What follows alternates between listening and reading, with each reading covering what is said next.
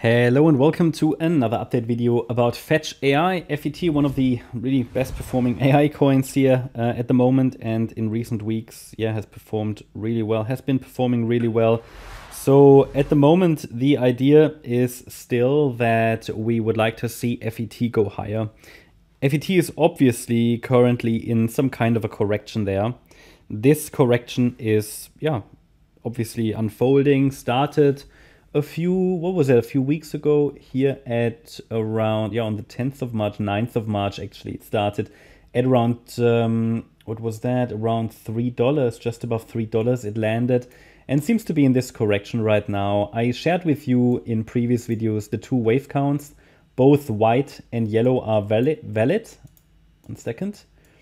Both are bullish, quite aggressively bullish actually, and in the white count, we're dealing with a diagonal pattern. I just have to interpret this as an ABC structure.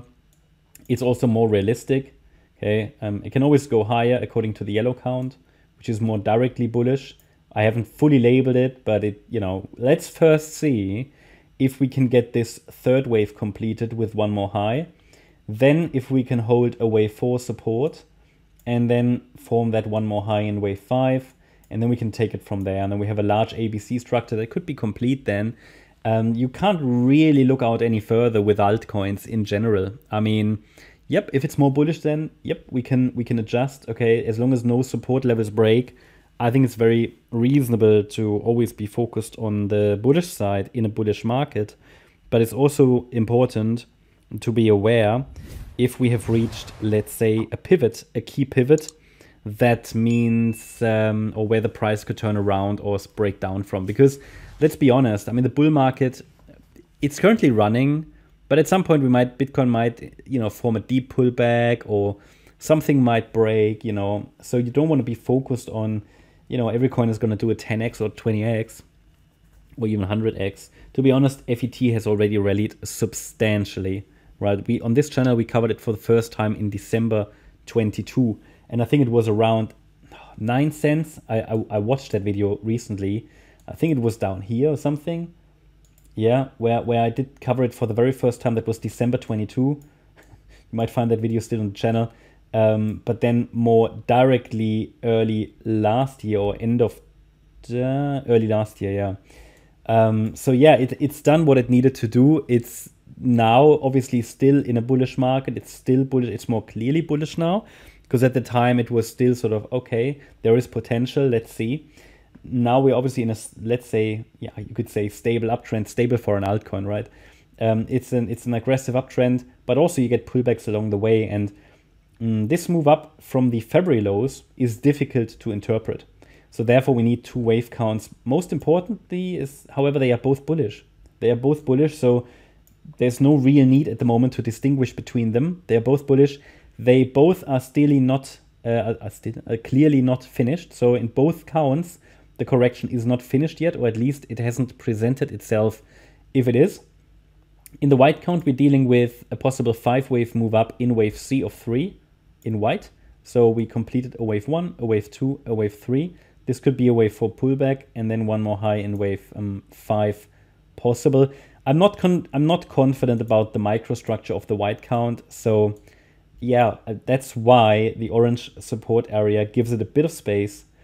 It's a rule that, for example, the distance here of such a potential impulse can be used, and then the 50% fib level can be measured really as a good guide of if the trend is over or something more bearish is playing out. Now that gives me the support range between $2.07 and $1.28. For trend continuation higher. And honestly, as long as we're holding above that, the focus can be on higher. You can use that area to measure your risk, distance to the 50% fib level. In addition, there's the more aggressive yellow count, which is more directly bullish. However, also in this count, we're in a pullback, which could be a wave 2 here in the yellow count. I've added back in that former support area for this yellow count, just so that you know the levels, right? Because it reacted to the 38.2 fib level here at $2.27 for the first time and saw a significant bounce from that area. But it looks like this correction might still be unfolding, and we completed an A wave. We completed a B wave, and we might now be in this C wave to the downside. And in this, you see, it doesn't really matter because both support areas pretty much overlap, okay? And if we are really in the C wave, then I would like to see it come down at least to $2.06, possibly even 186. We can specify that a little bit further in that we take the length of this A wave, then we go to the high of the B wave. And the very first level, actually the very first level that comes up is 220, but that's sort of really the earliest level for this C wave. I would like to get it completed, possibly even a bit lower. Yeah, so $2.06 I get confluence, so $2.20 and then $2.06 and 186. And it takes a break above this weekend high at $3.02 to suggest that the low is in.